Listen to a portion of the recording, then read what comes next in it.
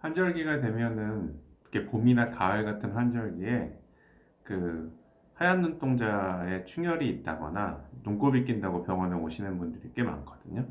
근데 이제 그 하얀 눈동자를 덮고 있는 부위를 결막이라고 얘기하고 그 부위에 염증이 생기는 거를 결막염이라고 합니다.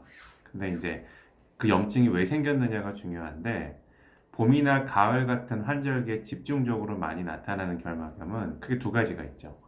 첫 번째로는 알레르기 결막염이 있고 두 번째로는 유행성 각결막염, 소위 눈병이라는 게 많은데 이 두 개는 초기 증상이 매우 흡사하긴 한데 시간이 지나면서 이제 병의 양상이 완전히 다르고 또 성격이 완전 다른 병이라서 주의가 필요합니다.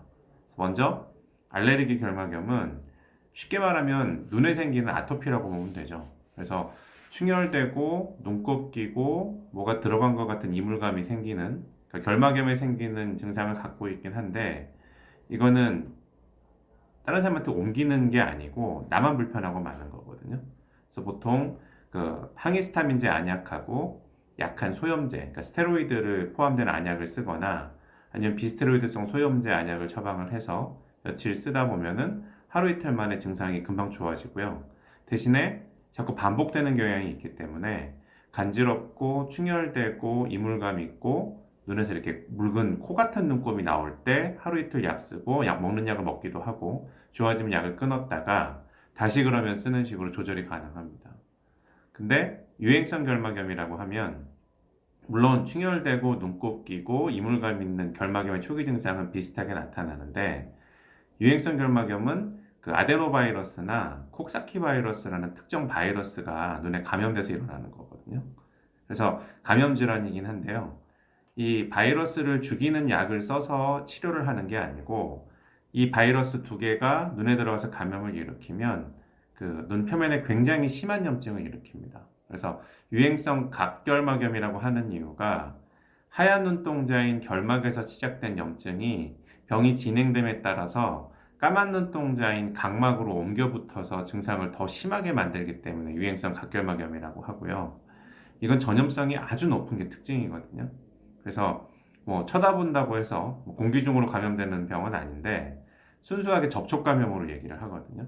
그래서 눈이 불편하니까 아무래도 눈을 자주 만지겠죠. 그래서 눈을 만지고 문지르고 뭐 그러다 눈물도 닦고 눈물을 많이 흘리니까 그랬다가 손에 묻어 있는 상태에서 다른 물건을 만지거나 했는데 그거를 다른 사람이 만지고 눈을 문지르면 바로 옮습니다. 그래서 잠복기를 대략 한 2, 3일 거쳐서 증상이 발현되는데 환자분들이 하시는 제일 흔한 얘기가 아니 안약을 처방받아서 쓰는데 왜 좋아지지를 않느냐. 이게 눈병의 특징이거든요. 그래서 눈병은 짧게 앓는 사람이 대략 2주 정도의 경과를 가지고요. 그 순간 그 경과 동안에 아주 심한 염증이 생겨서 여러 가지 증상을 만들어내기 때문에 최대한 강한 소염제 안약을 써서 염증을 억누르는 식으로 치료를 합니다.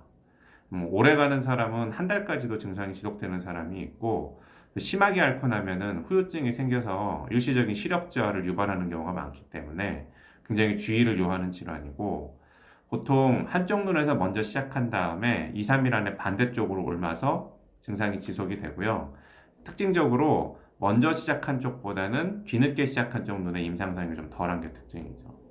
그래서 집안에 한 명만 걸리면 온 집안 식구가 다 걸릴 정도로 전염성이 매우 높으니까 특히 환절기에는 손을 굉장히 자주 씻는 게 중요할 것 같습니다.